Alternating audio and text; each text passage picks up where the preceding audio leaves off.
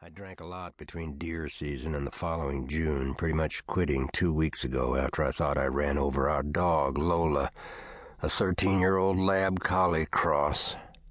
I had been at Babe's apartment fiddling around, which is upstairs from the diner where she works in town, the drawback being that the little apartment always smells like overused cooking oil and French fries, which I never liked.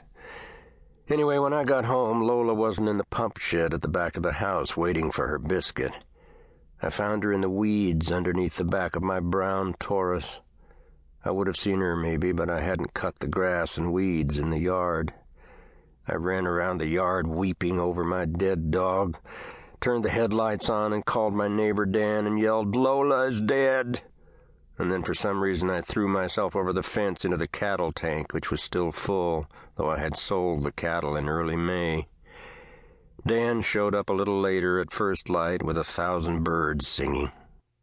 He laughed because I was covered with green algae scum from the cattle tank and was shivering. It was a miracle I didn't catch a cold.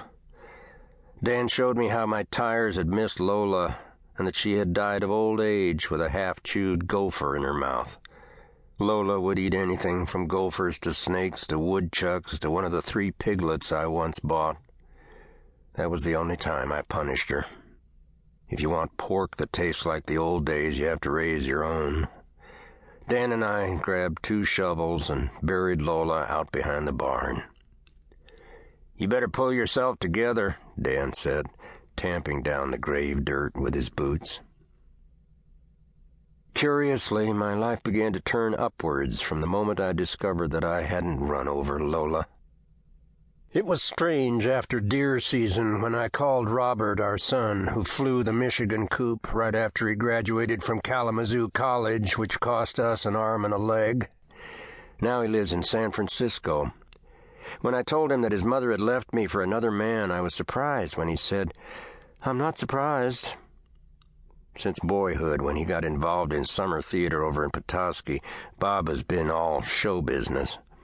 I can't bring myself to get on a plane, but Bob practically lives on them. He said, "You grew in different directions." Since Bob was young, he had this irritating habit of emphasizing every 5th word or so, whether the word deserved it or not. "Dad, let's face it, you never were in sync with Mom. When she was worried about her big butt, you'd only say that there's nothing wrong about a big butt. You were supposed to say, 'Vivian, your butt is not so big.'" Bob travels the world looking for locations for movie companies.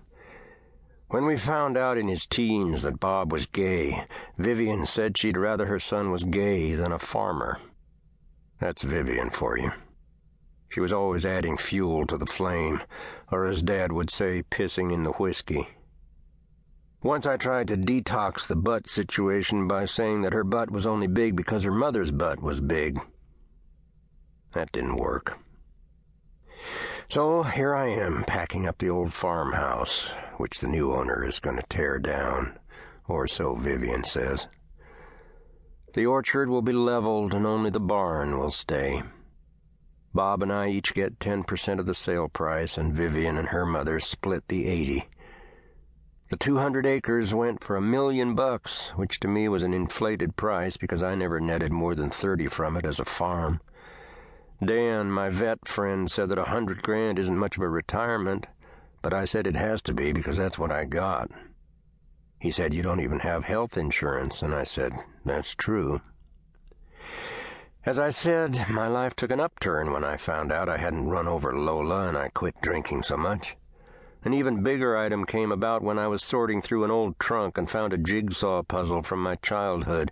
There were 48 pieces for the states, and no state had the same colored puzzle piece. In the box there was also information about the state bird and the state flower. I came to know this puzzle all too well because I spent a lot of my young life taking care of my little brother Teddy, who was a mongoloid, what they call now Down syndrome. Teddy loved this puzzle, and we spent hours and hours doing it over and over. I took the puzzle downstairs and put it on the kitchen table and popped a non-alcoholic beer since it was only noon. I tuned in my big Zenith transoceanic to a polka program over across Lake Michigan.